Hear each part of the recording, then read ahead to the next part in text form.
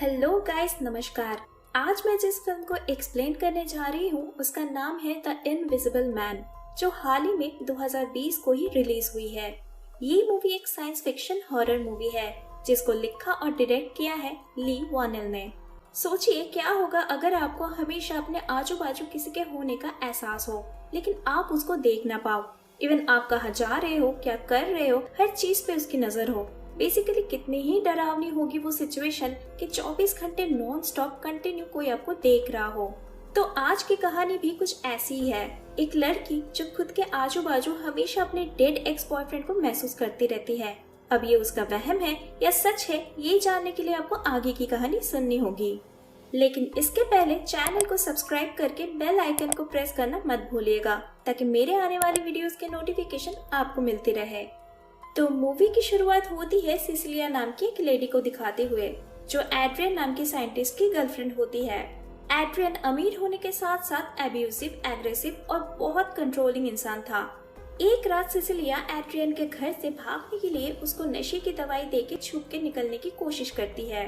Sicilia घर के सारे सिक्योरिटी कैमरा और अलार्म ऑफ कर देती है। बाहर जाते वक्त गैराज में सिसिलिया को उनका पेट डॉग ज्यूस मिलता है। सिसिलिया जाने से पहले ज्यूस को फ्री करने के लिए उसके गले में बंधा हुआ इलेक्ट्रिक बेल्ट को खोलने की जैसी कोशिश करती है, गलती से ज्यूस कार का अलार्म ऑन कर देता है, जिससे सिसिलिया डर के वहां से निकल जाती है और जंगल से होते हुए बाहर रोड पे आ जाती है, जहां प्लान के मुताबिक उसकी बहन को लेने आना था। रोड पर पहुंचते ही सिसिलिया को अपनी बहन एमिली आती हुई दिखाई देती है। सिसिलिया कार में बैठ के जस्ट निकल ही रही होती है कि तभी एड्रियन भी वहां आ जाता है और कार के विंडो को तोड़कर सिसिलिया को पकड़ के बाहर निकालने की कोशिश करता है। लेकिन तभी एमिली कार स्टार्ट कर देती है और दोनों बहन वहां से निकल जाते हैं। सिसिलिया के चले जाने के बाद एड्रियन को वो नशे की दवाई मिलती है, जिसको सिसिलिया ने यूज किया था उसको सुलाने के लिए। अब 2 हफ्ते बाद की स्टोरी दिखाई जाती है, जहाँ सिसिलिया उसके बेस्ट फ्रेंड जेम्स और जेम्स की बेटी सिडनी के साथ उनके घर में रह रही थी। सिसिलिया इतने दिनों बाद भी उस हादसे को भुला नहीं पाई है, जिसके चलते वो घर से बाहर तक नहीं जाती है। इवन अपनी बहन एमिली को भी उसके साथ मिलने आने के लिए मना कर देती है, ताकि एड्रियन को पता न चल पाए कि सिसिलिया कहाँ पे छुपी हुई है। इससे हम व्यूअर्स को साफ पता चलता है कि सिसिलिया को अपने बॉयफ्रेंड का कितना खौफ था। अब उसी दिन एमिली सिसिलिया से मिलने जेम्स के घर आ जाती है, जिसे सिसिलिया काफी गुस्सा होती है, लेकिन एमिली समझा के बताती है कि अब उसे और डरने की कोई जरूरत नहीं है, क्योंकि एड्रियन ने सुसाइड कर लिया है और अब वो फ्रीली अपना लाइफ जी सकती है। इसके बाद दूसरे दिन जेम्स के घर सिसिलिया के नाम से एक लेटर आता है, जिसको एड्रियन का भाई टॉम ने भेजा था। इससे सिसिलिया काफी हैरान होती है, क्योंकि जेम्स और एमिली को छोड़कर किसी और को नहीं पता था वो कहाँ पे रह रही है। उस लेटर में सिसिलिया को एड्रियन के ऑफिस में बुलाया जाता है, जहाँ टॉम बताता है कि उसके भाई ने कुछ चीजें मरने से पहले सिसिलिया के नाम पे कर दिया था, जहाँ उसको $50 लाख के साथ साथ एड्रियन की प्रॉपर्टी भी टैक्स फ्री मिलेगी।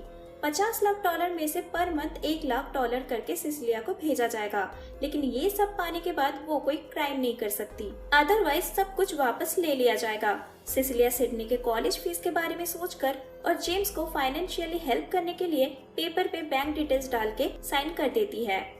लेकिन उसी दिन से सिसिलिया को बहुत ही अजीब चीजें महसूस होना स्टार्ट हो जाता है, जैसे कि किचन में चीजों का खुद से मूव होना और उसके एब्सेंस में गैस का अचानक हाई हो जाना। हर टाइम अपने साथ किसी और को महसूस करना, जैसे मानो उसको कोई देख रहा हो।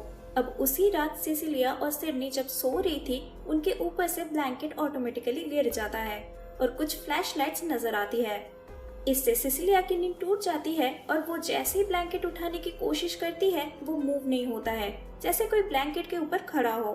सिसिलिया डर के जोर से चिल्लाती है, जिससे सिडनी जग जाती है और जेम्स वहां आ जाता है।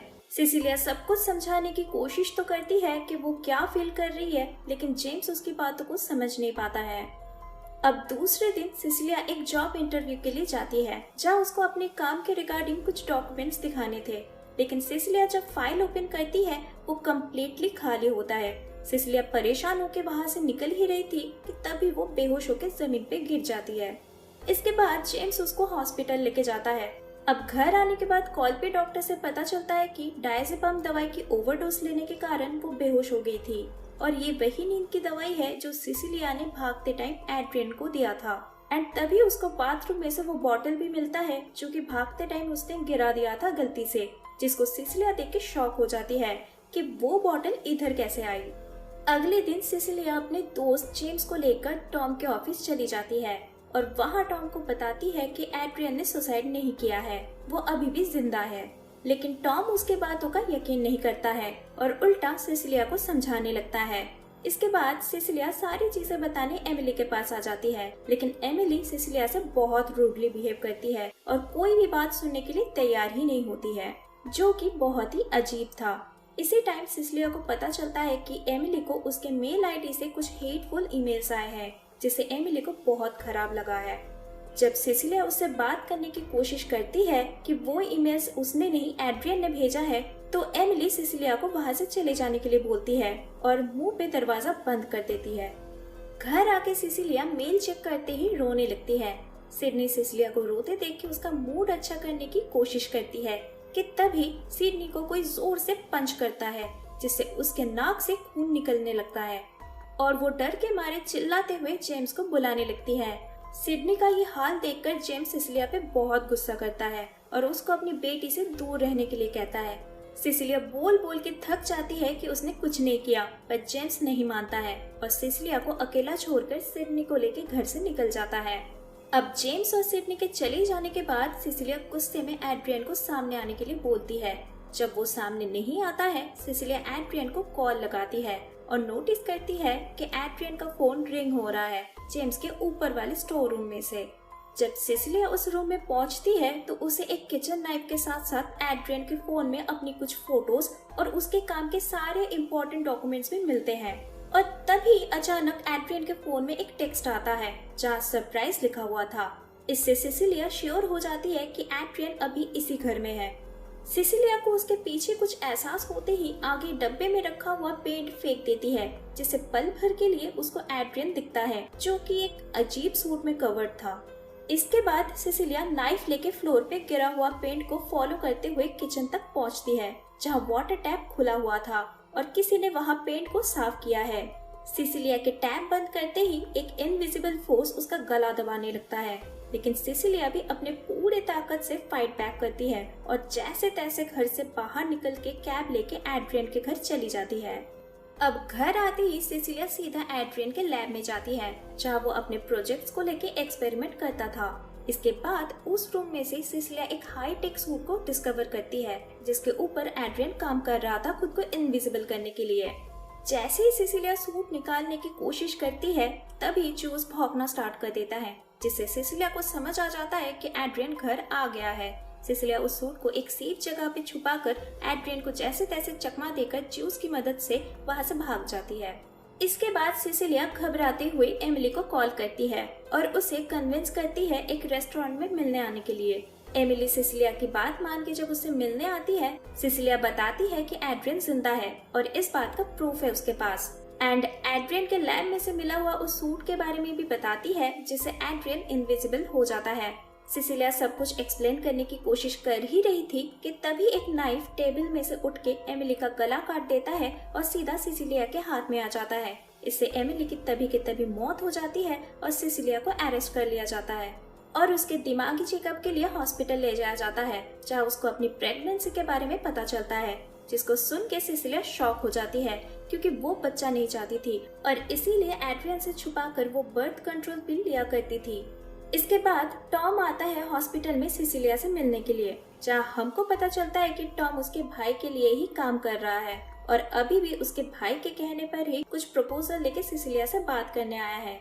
टॉम बताता है कि एड्रियन को पता था कि सिसिलिया पिल्स ले रही थी और इसलिए एड्रियन ने वो पिल्स चेंज कर दिए थे और साथ में ये भी बताता है कि कंडीशंस के अनुसार उसको अब और कोई पैसे नहीं मिलेंगे, लेकिन अगर सिसिलिया उनके बच्चे के साथ एड्रियन के पास वापस जाने के लिए राजी हो जाती है तो वो इस मेंटल केयर हॉस्पिटल से बाहर निकल पाएगी। बट सिसिलिया मना कर देती है क्योंकि एड्रियन ने उसके बहन का खून किया था और टॉम के जाने से पहले उसके बैग में से एक पेन चुरा लेती है।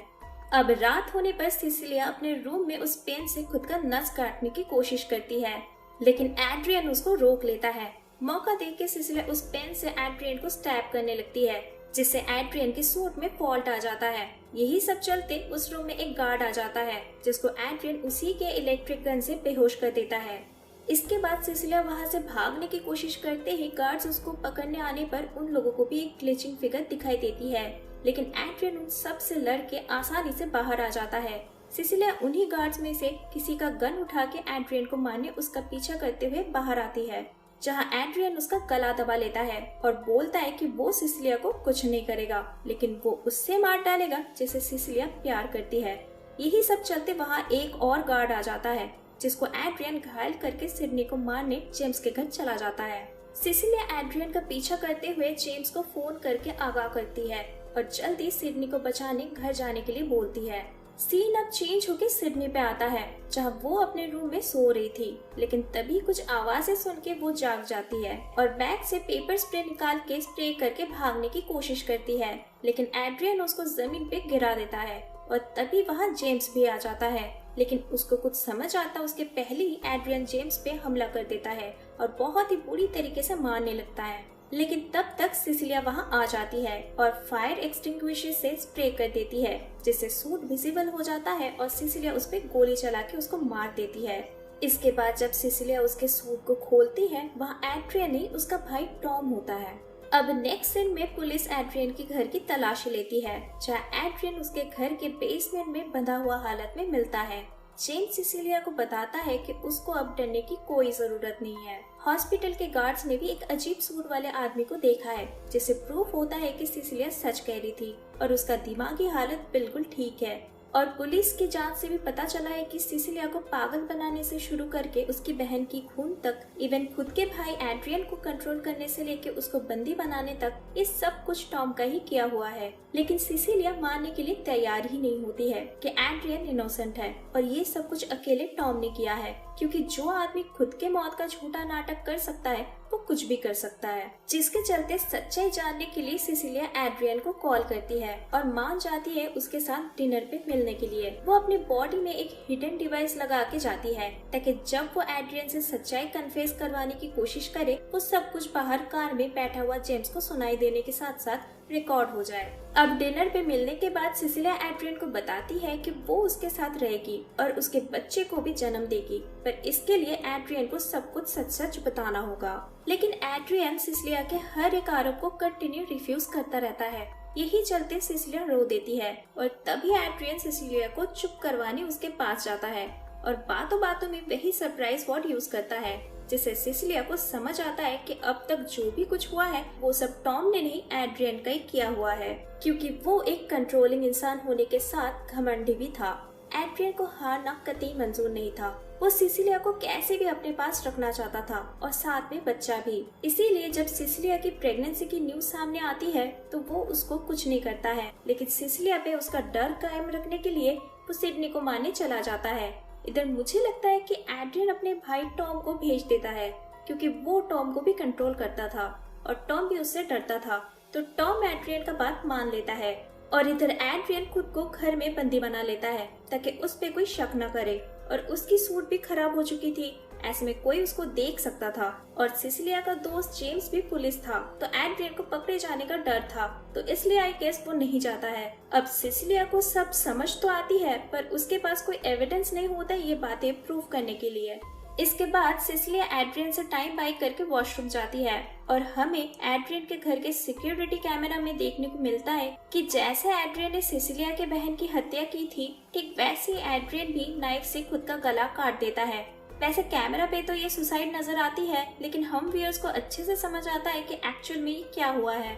एड्रियन को मारने के बाद सिसिलिया जल्दी से सूट खोल के वॉशरूम से आ जाती है और कैमरा के सामने ऐसे प्रिटेंड करती है जैसे एड्रियन ने सुसाइड कर लिया है। वो पुलिस को फोन करके इन्फॉर्म करती है और सूट लेके घर से बाहर आ जाती है। ऐसे में जेम्स भी वहां आ जाता है और अंदर क्या हुआ पूछने पर सिसिलिया सेम वही चीजें बताती है जो कैमरा पे रिकॉर्ड हुआ है। सिसिलिया बताती है उसने ट्राई किया था एड्रियन का कन्फेशन लेने के लिए, लेकिन उसको नहीं पता था एड्रियन सुसाइड कर लेगा। जेम्स सिसिलिया के हाथ में एड्रियन का सूट देकर सब समझ तो जाता है, पर सिसिलिया को वहां से जाने से और नहीं रोकता है।